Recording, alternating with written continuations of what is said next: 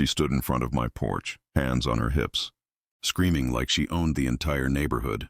"You think you can blast music at midnight and get away with it?" Karen yelled so loud even the dogs went quiet. I opened my door halfway, calm but tired. "Karen, I wasn't even home last night," I said slowly. But she smirked, holding up a paper with the HOA logo printed on it, probably something she made herself. "This is an official notice," she snapped. "You're fined for violating community peace rules." Behind her, a few neighbors peeked out their windows.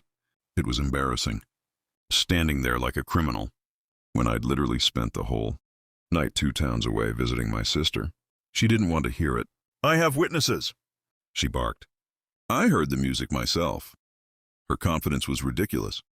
I almost laughed, but I knew better. Karen didn't joke around. She thrived on control.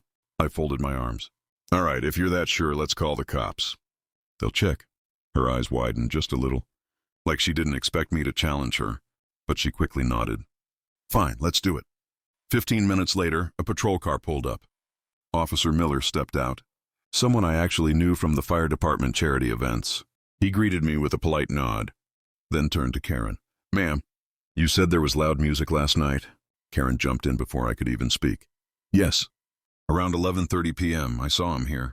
He was in his driveway yelling with his friends." She pointed at me like she'd solved a crime. I just stared at her, letting her dig her own hole.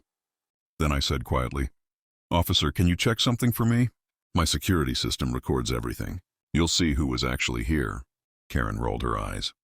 "Oh, please, like you have proof." But when the officer took out his tablet and I logged into my camera feed, her smirk slowly vanished. The timestamp read 11:30 p.m. But the footage showed an empty driveway, lights off, not a single car. Then suddenly the camera caught something else. Karen, standing in my yard.